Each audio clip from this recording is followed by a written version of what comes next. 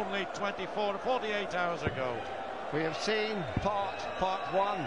We're about to see part two.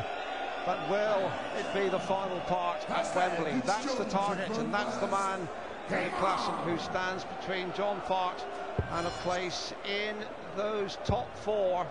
And Part has been significantly more consistent in this year's competition, John, than in the past. Yes, and I think that last result, the James Wade beating Raymond van Barneveld, really does genuinely open the door for John Part.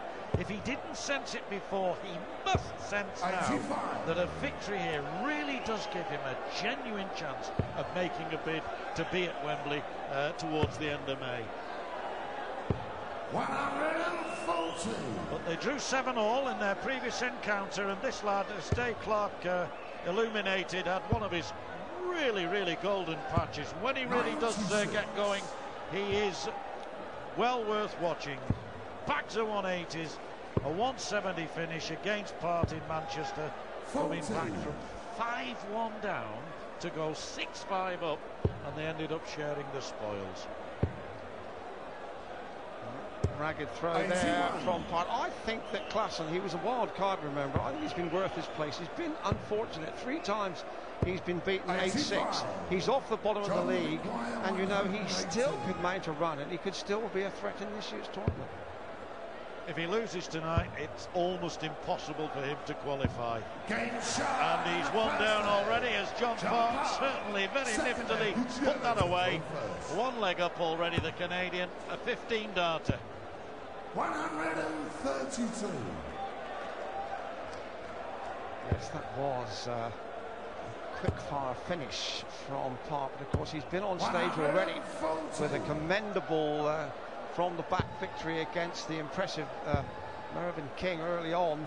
So Part will find his rhythm. He'll be aware of the flavour of this crowd and the ambience on the stage.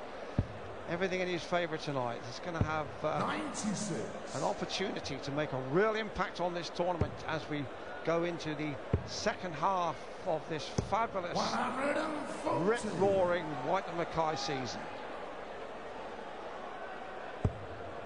Well, these players have an Easter weekend, along with hundreds of other EDC performers in Taunton, Players' Championship, etc. this weekend. As he's looking at tops now, no messing about there either. Quick as anything. And John Part, after that weekend, presumably, Dave, will make the flight home to Canada, should he have 2 wins under his belt. 78. Very contented man. Got to hit this double. Does so very confidently. One apiece. That's the dart. That's the double. That's all square. And we, in darting terms, are enjoying the very best in the West. 85. Noticeably, John Part speeded up from his first game, a different pace. Mervyn King isn't slow, but very furious, quick as Klaassen, and John Part is largely going with him. Just upped the pace a little bit in his throw. Glimpse of Russell Bray, the referee caller. 121. The man who gargles with old bicycle chains. And look at these wonderful people here, colourful characters. Smurfs and Vikings and Indians. 41. I've seen Shrek, I've seen superheroes, I've seen a few Wurzels around the place. All the fun of the carnival. 96.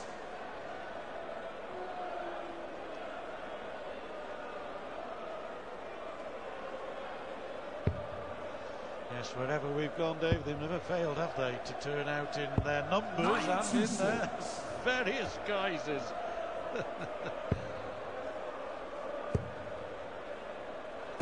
140. And it's Nottingham next week, so more fun. Where they know a bit about accurate arrows. Dead right. Klaassen looking at 87 then. And this to break the throw, so looking at treble 17. He got 20 ball here, double 5 he wants. Oh, brilliant. Brilliant stuff from the young man. The young Dutchman there, taking at 87, clean as a whistle. And certainly not a formality, this, for Part. He is a considerable player. A reminder that Klaassen has already won one World Championship in what might be termed a darting parallel universe, but he's in with the very elite in this tournament. I don't think he's disgraced himself, although he's been on bottom of the league for most of the season, but he's off it now, and a victory here would really put the pussycat among the pigeons. Yes, he's come out of a parallel universe to become a star, hasn't he? 100. Well, he's not alone. We have many exciting newcomers in the PDC we'll be seeing as our tournaments unfold this year, John. 58. So stick with us, folks, for the very best in ace arrow play.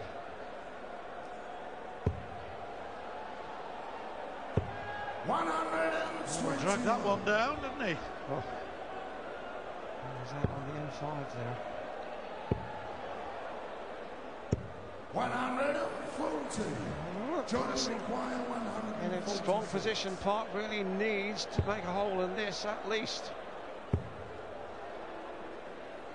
Might go for the bull here. 105. Yellow require 100. This would hurt Part. Topsy once here, Dave. Topsy once. Oh, that would have been something. Always goes treble 16 on 104.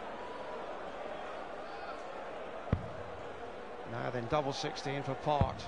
Game shot and a full flare. Well, an immediate break back from John Part, but Jelle Klaassen came close there to taking out a three-figure finish. Good game this, moving along at pace, good averages. Part 99, Klaassen 98.5. And John Part's 100% checkout success rate, 2 out of 2. So Klaassen will know, can't afford to allow his opponent's sights of a double. Klaassen's had a couple of big finishes over the tournament, 170 against Part indeed in Manchester.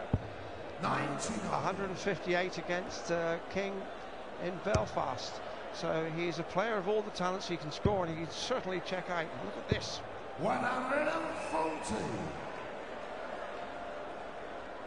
Yes, remarkably, the highest checkout last week was 119, that of Mervyn King against James Wade.